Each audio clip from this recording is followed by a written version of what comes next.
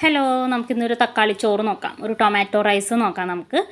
അപ്പോൾ അതിന് വേറെ ഡിഷും വേറെ സൈഡ് ഡിഷും കാര്യങ്ങളൊന്നും വേണ്ട, ജസ്റ്റ് ഒരു സലാഡ് ഉണ്ടെങ്കിൽ അടിപൊളിയാണ്. അപ്പോൾ നമുക്ക് അതിൻ്റെ ആവശ്യമുള്ള സാധനങ്ങൾ നമുക്ക് നോക്കാം. കുറച്ച് സവാള എടുത്ത് വെച്ചിട്ടുണ്ട്, ഒരു സവാള സ്ലൈസ് ചെയ്തിട്ടുണ്ട്, പിന്നെ ഒരു പച്ചമുളക് എടുത്തിട്ടുണ്ട്, ഇഞ്ചി വെളുത്തുള്ളി പേസ്റ്റ്, മല്ലിയില, വേപ്പില, 2 തക്കാളി എടുത്തിട്ടുണ്ട്.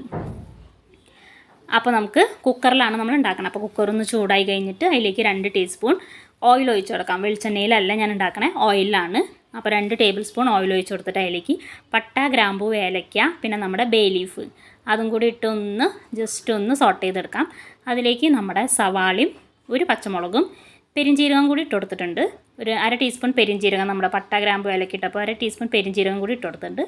പിന്നെ നമ്മുടെ സവാളയും പച്ചമുളകും ഇട്ട് ഉപ്പിട്ടിട്ട് ജസ്റ്റ് ഒന്ന് നമുക്ക് സോട്ട് ചെയ്ത് ഒരു ഗോൾഡൻ കളർ ആവണ വരെ ഒന്ന് സോട്ട് ചെയ്യാം. അതിലേക്ക് ഇഞ്ചി വെളുത്തുള്ളി പേസ്റ്റ്, കരിവേപ്പിലയും കൂടി ഇട്ടൊന്ന് സോട്ട് ചെയ്തെടുക്കാം. ഈ സമയത്ത് നമുക്ക് 1.5 തക്കാളിയും 2 വറ്റൽമുളകും കൂടി ഇട്ട് നമുക്കൊന്ന് അരച്ചെടുക്കാം. അത് നല്ല ഫൈൻ പേസ്റ്റായിട്ട് അരച്ചെടുക്കാം. അപ്പോൾ നമുക്ക് നമ്മുടെ സവാളയൊക്കെ ഒന്ന് ബ്രൗൺ കളറായി വന്നിട്ടുണ്ട്. അതിലേക്ക് ഇത്തിരി മല്ലിപ്പൊടി, ഇത്തിരി മഞ്ഞൾപ്പൊടി, ഇത്തിരി മുളക് പൊടി കൂടി ഇട്ട് നന്നായിട്ട് അതൊന്ന് നമുക്ക് അതിൻ്റെ പച്ചമണം പോണ വരെ നന്നായിട്ടൊന്ന് സോട്ട് ചെയ്തെടുക്കാം. അതൊന്ന് ആയി വരുമ്പോൾ നമുക്ക് അതിലേക്ക് ഒരു 1/2 മുറി തക്കാളി അതും കൂടി ഇട്ടിട്ട് ജസ്റ്റ് ഇത്തിരി വെള്ളം ഒഴിച്ച് അതൊന്ന് വേവിച്ചെടുക്കാം നമുക്ക്. അപ്പോൾ അത് ജസ്റ്റ് ഒന്ന് അടച്ച് വെച്ച് കഴിഞ്ഞാൽ പെട്ടെന്ന് വെന്ത് കിട്ടും, തക്കാളിയാണ്. അപ്പോൾ അടച്ച് വെച്ച് അതൊക്കെ ജസ്റ്റ് ഒന്ന് ഉടച്ചെടുക്കാം നമുക്ക്.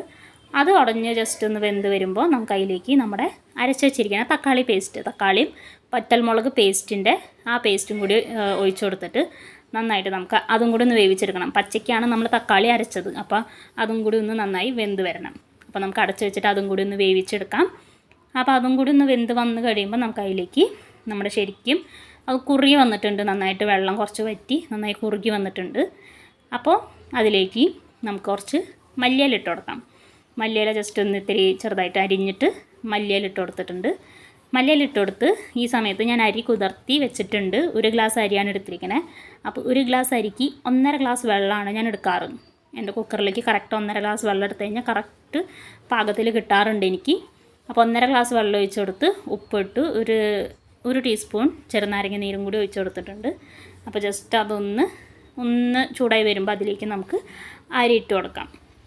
അപ്പോൾ കുതിർത്തി വെച്ചിരിക്കുന്ന ബിരിയാണി അരിയും കൂടി ഇട്ട് കൊടുത്ത് നമുക്കതൊന്ന് അടച്ച് വെച്ച് ഒരൊറ്റ വിസിൽ, ഹൈ ടു മീഡിയം ഫ്ലെയിമിൽ വയ്ക്കുക. ഒരേ ഒരു വിസിൽ, ഒരൊറ്റ വിസിൽ നമ്മുടെ തക്കാളി ചോറ് ഇവിടെ റെഡിയാവും. അപ്പോൾ നോക്കിയേ, ആഹാ ചൂട്ടോടെ ദേ ചൂടാറുന്നുണ്ട്. അപ്പോൾ ദേ കറക്റ്റായിട്ട് എൻ്റെ തക്കാളി ചോറ് വന്നിട്ടുണ്ട്.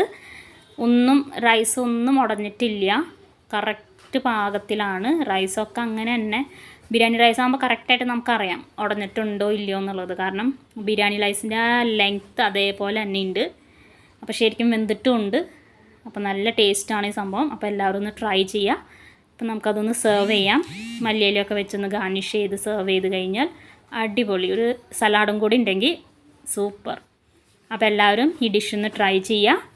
അപ്പോൾ എൻ്റെ വീഡിയോസൊക്കെ ഇഷ്ടമാവുണ്ടെങ്കിൽ ഒന്ന് ലൈക്ക് ചെയ്ത് ഒന്ന് സബ്സ്ക്രൈബ് ചെയ്യണം, സപ്പോർട്ട് ചെയ്യാം. അപ്പോൾ വേറൊരു ഡിഷോ വേറൊരു വീഡിയോ ആയിട്ട് വേറൊരു ദിവസം കാണാം. ബൈ.